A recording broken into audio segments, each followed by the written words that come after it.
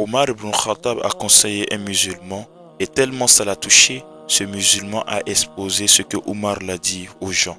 Et vraiment, ses conseils sont magnifiques. Donc, comme je suis musulman, je ne suis pas égoïste, je veux partager cela avec toi. Alors, ouvre bien tes oreilles et on va décoller. Al-Anaf ibn Qais rencontre Omar ibn Khattab me dit un jour, ô Anaf, celui qui rit beaucoup perd son respect. Celui qui plaisante serait pris à la légère. Celui qui fait beaucoup une chose serait réputé pour cela. Celui qui parle beaucoup gaffe beaucoup. Celui qui gaffe beaucoup perd sa pudeur. Celui qui perd sa pudeur perd sa vigilance vis-à-vis des péchés. Et celui qui perd la vigilance vis-à-vis des péchés, son cœur meurt. Alors, ça c'est un développement personnel, mon ami. Est-ce que tu as compris le message de Omar ibn Khattab? En première position, Omar nous fait croire que celui qui rit beaucoup, les gens ne vont pas le prendre au sérieux. Effectivement, wallahi. Quand tu te joues au clown, les gens ne te prennent pas au sérieux.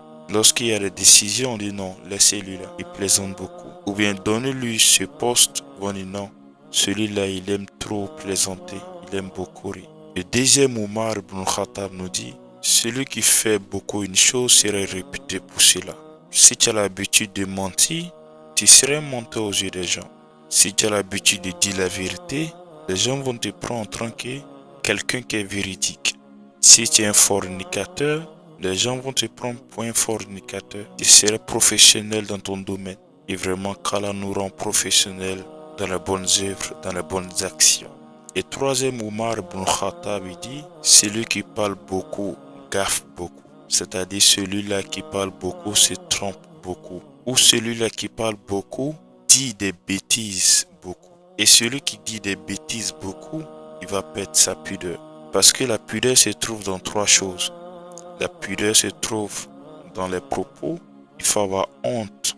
Il faut avoir la pudeur de dire certains propos, des gros mots. La pudeur se trouve dans le comportement. Voilà. Ta manière de te comporter, tu dois avoir la pudeur. Et troisième, la pudeur dans les vêtements. Quelqu'un à travers sa manière de s'habiller, on peut savoir s'il a la pudeur ou non. Et surtout les femmes. Et si Omar dit, cette personne-là, s'il parle beaucoup, il risque de dire des bêtises. Et s'il dit des bêtises, il va perdre sa pudeur. Et s'il perd sa pudeur, qu'est-ce que Omar dit? Il dit, il ne serait pas vigilant vis-à-vis des péchés. Il ne va pas faire attention. Les péchés vont le surprendre. Il ne va pas voir les péchés venir. Pourquoi? Parce qu'il a perdu la pudeur. Et celui qui perd la pudeur peut faire n'importe quoi. Parce que celui-là qui n'a pas honte, qu'est-ce qui peut le freiner? C'est la pudeur qui te freine à limiter certaines de tes actions. Et si tu n'as pas de pudeur, tu deviens comme un animal. Parce qu'un animal n'a pas honte. Un animal n'a pas de limite. Il fait des rapports sexuels dehors. Il tue comme il veut. Il n'a pas honte du regard des gens. Ainsi, étant musulman ou musulmane, tu as perdu ta pudeur. Tu peux te mettre nu sur les réseaux sociaux. Tu peux dire n'importe quoi sur les réseaux sociaux. Tu peux dire et faire n'importe quoi dans ta vie. Et ça, c'est dangereux. Et Omar ibn Khattab, sur la quatrième, il dit, celui qui n'est pas vigilant vis-à-vis des péchés, qu'est-ce qui va l'arriver? Son cœur meurt. Et si ton cœur meurt, c'est-à-dire tu n'y réponds plus. Tu n'es pas comme un homme qui est normal. Tu serais plus sensible au mal. Quand tu vois le mal, ça te dit rien. Et quand toi-même tu fais le mal, ça te fait rien. Tu ne réponds plus. Tu trouves tout cela normal. Et un cœur qui meurt, c'est un cœur qui est éloigné de Dieu. C'est un cœur qui s'assombrit. C'est un cœur qui ne répond plus. Et là, c'est l'égarement évident. Vraiment, qu'Allah nous pardonne. Omar ibn Khattab, wallah, était magnifique. Je dirais que Omar, c'est un philosophe. Ainsi, n'oublie pas de laisser ton avis en commentaire. Qu'est-ce que tu penses des conseils d'Omar ibn Khattab à ce compagnon qui s'appelle Al-Anaf ibn Qais?